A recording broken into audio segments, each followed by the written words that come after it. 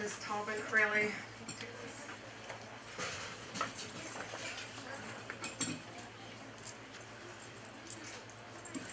This reminds me a lot of like being in second grade, so I'm just going to go ahead and read the story.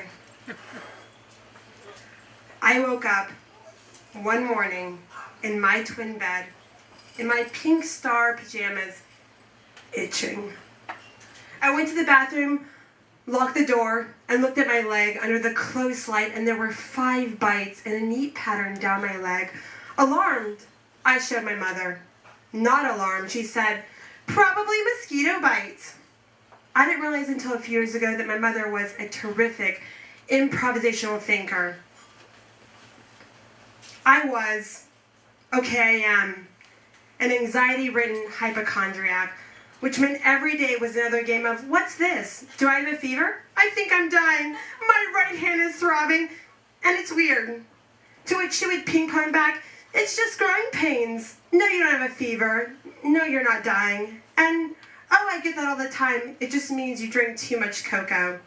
To be fair, I'm guessing whenever a kid comes to you with bites on their legs, no matter what the circumstance, mosquito bite seems a fair bet. And usually I bought my mother's explanations, but these weren't mosquito bites. Something had been inside my pants, eating me, and it was horrifying. I realized later that day there was one more bite in the middle of my right buttock.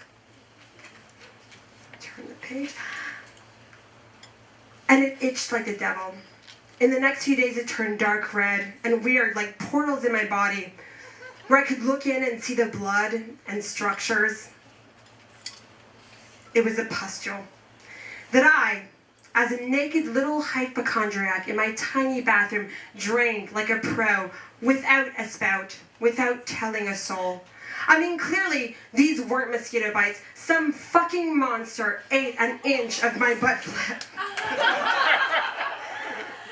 A few days later, these bites weren't responding to any conventional means of treatment. I mean, in my house, that means prayer and Neosporin. So I went to the doctor. Oh, I'm dying. That was all that I could think. I must be dying now because we're getting somebody else involved. I don't know of any normal kid raised in our medicine and with doctors. I doubt any sort of claim or reasonable approach would have worked with me. Regardless, I came out of the womb worrying about death. I started worrying about cancer when I was 5. I stood in line at the grocery store and read tabloid headlines about anorexia and worried I was too thin.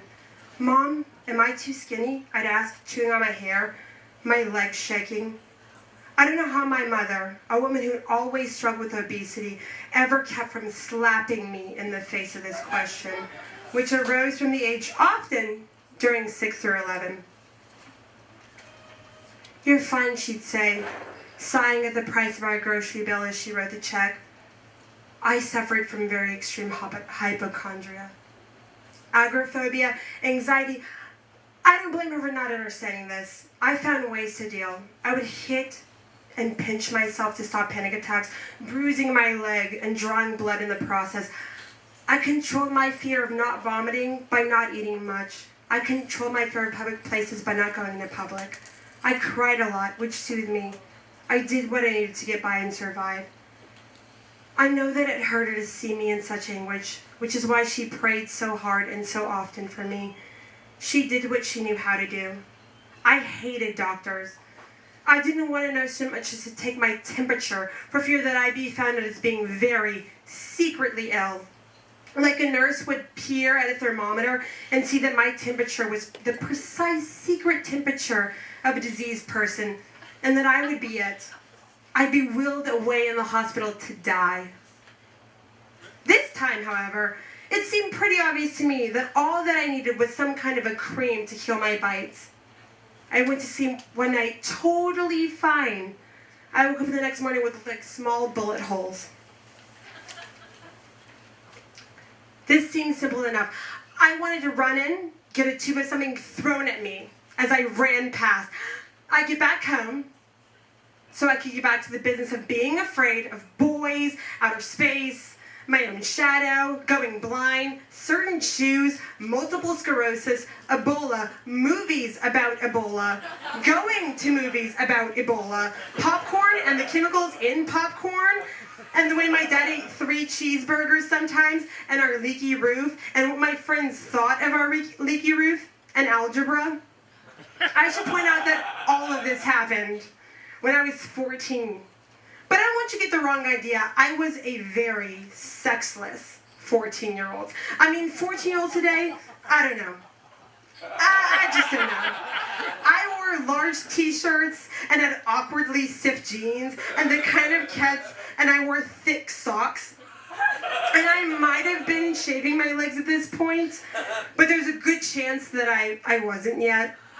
I was in marching band. I was a good student. I could play flute like a motherfucking angel. I was a real weirdo. And I couldn't even look a cute boy in the eye at this point in my life. So I sat in the chair in the exam room, my mother standing nearby.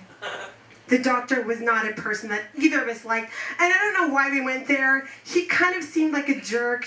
I went to school with his son, who is definitely an entitled little douche. But we weren't a family with a regular doctor, and everyone in town went to this guy, so I guess that's why we ended up there. He looked very briefly at my leg, and this is what he said. I don't know what they are, but she's not healing for some reason. We need to take her for a blood sample to check out for leukemia and diabetes. Also, she needs to be on birth control. Time stopped. I left my body. My mother's eyes went wide. I started to cry for all sorts of reasons. My mother objected. I wanted to leave. I pinched my arm. I hyperventilated. There's spider bites, I protested. She's 14, my mother protested. I don't even know what birth control was. To be honest with you, I knew it was something we didn't talk about. It had something to do with sex. But also, it wasn't something that we needed to talk about. You just don't know these days, the doctor said, shaking his head at my mother's, insinuating that the furious ball of nervous energy with unshake legs and the poodled perm hair and the aggressive acne and the neon green oversized t-shirt and the cuffs rolled up and the acid wash pleated shorts, oh God, was probably going... I should have dressed up for this. Was probably going behind her mother's back to have sexual relationships with a boy. Because that seemed totally plausible. The nurse will be in shortly to take your blood.